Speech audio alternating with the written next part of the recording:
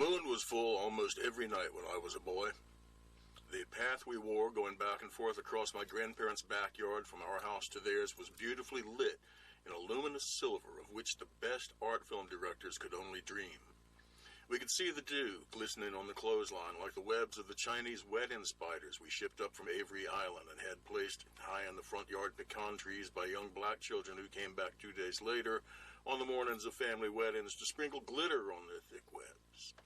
We were as excited about crossing that backyard for a late dinner with our grandparents, or to watch Wonderful World of Disney on their console color Magnavox, or because the weather was right for fudge, as those children were to climb down and be paid in cash and biscuits with preserves made from the pomegranates, pears, peaches, cranberries, muscadine grapes, and figs that Granddaddy tended in the yard. As winter approached and the moon rose earlier, I could set up a tetherball pole and play that best of all vigorous solo games for hours before being called in for the night by my indulgent adults. Like generations before and after me, I could cross that yard and then the highway that separated us from the bayou, where there was a certain tree that still grows almost horizontally over the water, where I went to watch the sun replace the moon, and either write down what was bothering me, as Granddaddy taught me and the generations before and after mine, or to fish, always with hope and never with success, for old Charlie, the legendary giant garfish that has haunted those stagnant waters for at least a century now. I remember the moon being full almost every night when I was a boy. There were exceptions. My parents divorced when I was 3. My father never stopped trying to win my mother back in every possible way, but by presenting himself as a responsible, honest, decent, kind man. An extroverted man, he did his drinking in bars and immersed himself in the watering hole cliques. When a bar replaced the revolving Budweiser light that had graced its entrance, he offered to take it down and install a replacement lighting fixture, taking the blue and white Saturn hanging lamp with a Budweiser slogan circling the rings in payment. And he proudly brought that to the house where my mother, my sister, and I lived, behind my grandparents' house, and hung it in our carport as a surprise for the woman he loved. She was across the street, and one house down at the time, lingering over cocktails with her sister, my aunt, who hosted a nightly cocktail time for friends and relatives of relatives and relatives of friends, and often their dogs, because Southerners thought nothing of taking their dogs along with them to social occasions, and just putting them in the large fenced yards of whoever they were visiting. By the mid-1980s, people began to notice that those dogs, strangers to one another, tended to fight like hell.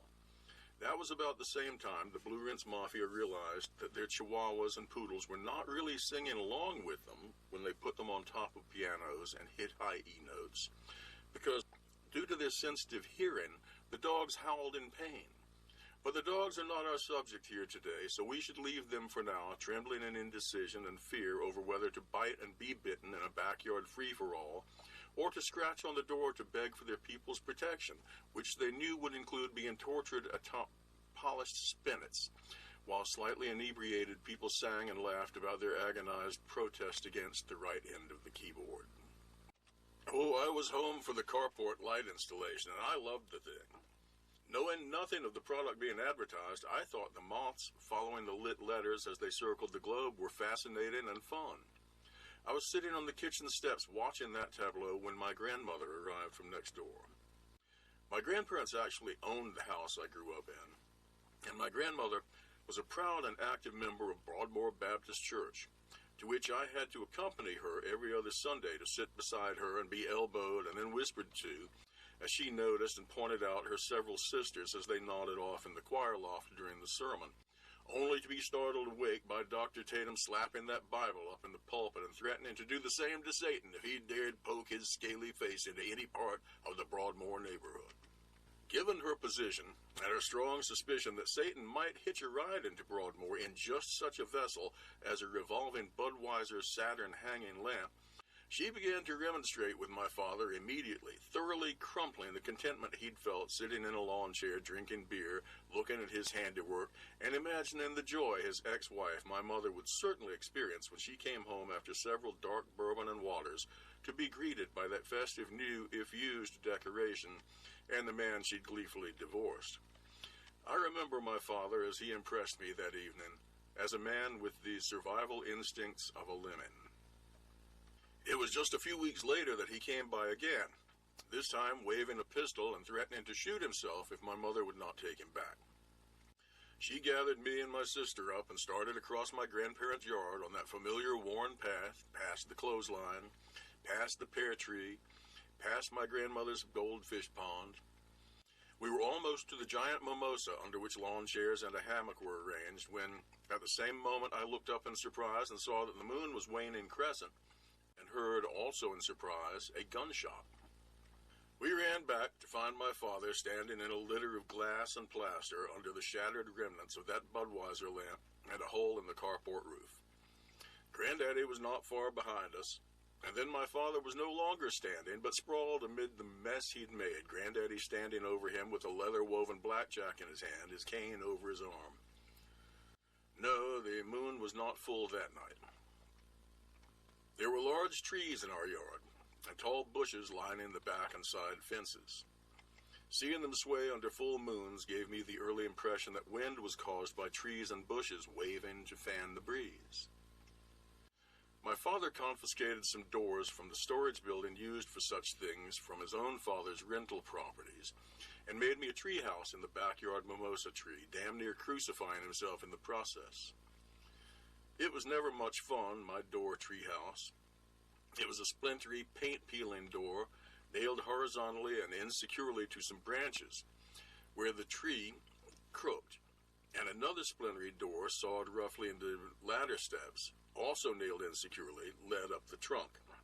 A canvas tent was set up, loosely tied, above the horizontal door, and it was always stuffy and smelled of mildew and possum feces.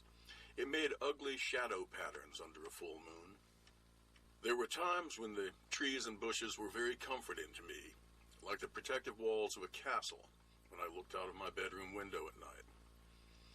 There were other times when I wished they would draw in closer and close overhead to protect us better. Those were the several times that my mother, after a few drinks, called me and my sister into her bedroom and solemnly told us the aliens were coming to pick her up at midnight and take her away to explore the universe with them. We cried and begged her to stay. She told us we were selfish, did not want her to live forever and learn everything, and that we would be fine with our grandparents next door and our aunt and uncle across the street. I glanced out her window and wished as hard as I could that the backyard foliage would grow, bend, and cover the house to keep the aliens from landing. But all I got was a cloud obscuring the moon, making the world my mother made us envision without her in it even more bleak. Caddo Lake, where my parents' generation had weekend cabins and boats for fishing and skiing, is on the border between Texas and Louisiana, and it can get pretty snaky. Water moccasins have claimed plenty of lives there, and the parishes and counties adjoining the lake used to hold snake rodeos with cash prizes for those who killed the most of them. I guess I was 8 when my father picked me up around 3:45 a.m., to experience that event as only a young boy in my father's company could. We first went across the Red River to Bossier and to a dark side road that led to another even darker side road paralleling a secluded part of Barksdale Air Force Base, where my father had been stationed briefly before going on to Burma during World War II. He drove slowly, scanning the trees, and also, in what seemed counterintuitive to me at the moment, turned off the headlights. He pulled the car over beside an old stump sporting a broken ring of ancient green paint, visible only vaguely even in the light of a full moon. He asked me to hold his beer for him while he felt around under the driver's seat of that 56 Chevy Blue Flame Del Rey and came up holding wire cutters. He took his beer back and told me to get a shovel from the back seat. We broke into the Air Force Base and dug up a Thompson submachine gun and several heavy drum clips wrapped in several layers of oilcloth from where he'd buried them after stealing them from the base armory a quarter century earlier. Then took our haul back to the car and took off toward Caddo Lake, my father fully utilizing the car's large engine and dual quad carburetors as those born after gas crises cannot imagine. We raced the Moon to Caddo Lake, where again he slowed down, turned the headlights off, and scanned the roadside, right there by the water's edge. Soon, in those innocent days in Louisiana, the sportsman's paradise, he spied a small motorboat chained to a stanchion set in concrete. We pulled over again, near the boat. My father foraged beneath his seat again, this time coming up with bolt cutters. We borrowed the boat. He put the Thompson and clips in their oilcloth in the boat with me, and some tools, and a cooler containing 1 Barks root beer and 10 Jack's beers, and told me to paddle it to a clump of cypress nearby and land it, which I did. He parked the car in the yard of an empty cabin there, joined me in the boat, started the motor, and took us up the lake to tie up to a tree where there was enough daylight to strip clean and otherwise tend the gun. We were already hearing gunfire across the water when we got underway to rodeo water moccasins with a World War II vintage Tommy gun. The method he devised was not subtle or sporting. When he saw something moving across the water with possible purpose, we fired a 3-round burst at it. He taught me to hold an oven mitt over the barrel of the gun, which became hot, and to hoist the heavy thing up and fire before the weight dragged it down again in my young boy arms. When he got bored, he'd take the boat near a clump of cypress and spray the trees to shake down any snakes or unfortunate limbs or birds' nests that might be in them. When something in the water looked particularly animated, he'd take the gun and dispatch whatever it was himself. All this was very exciting to me, and I believe we would have won the snake rodeo, but everything within 3 feet of those huge heavy bullets when they hit the water was pulverized to jelly and sank. So we had neither evidence of our rodeo score nor clear indication of what we assassinated that morning. I guess, in retrospect, it could have been all twigs and bits of broken water skis and styrofoam coolers from other lake visitors, but 6 decades ago, I was confident and proud of all the lives we'd saved by blasting the evil water moccasins in all their hateful swarms. Before noon, with the root beer long gone and the beer dwindling, we took the boat back to where he'd parked the Delray, knowing the owner would get it back from there near his regular anchorage, sank the Thompson and remaining clips in the lake, and went back to town. It was one of the better days I ever spent with my father. The moon was full in Virginia when I was 20 and a newlywed and got a phone call from my father. He was very upset that I had married without asking his permission. Ours is a proud family, and we all like to inventory what we have given to the world around us and balance it against what we have taken pretty often. He gave plenty and was in fact instrumental in concocting a fuel that would burn in oxygen-free outer space, which is how we got to the moon that, in all its phases, but particularly when full, had attracted our species since we differentiated ourselves from the other fauna by looking up and wondering.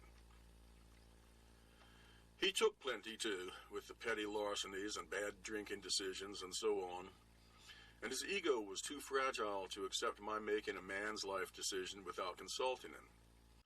He told me on the phone that he was going to kill himself because of what I had done. I pleaded with him. He hung up. I called his father and brother, both of whom had become resigned to his suicide threats over the course of many Christmases and other ravaged occasions. They thought he was crying wolf. Really, he was. He did not kill himself. He got so worked up over what he perceived as my transgression that he succumbed to his cirrhosis and diabetes. His liver and brain both exploded at about the same time, releasing fluids into his system that decomposed him quite rapidly.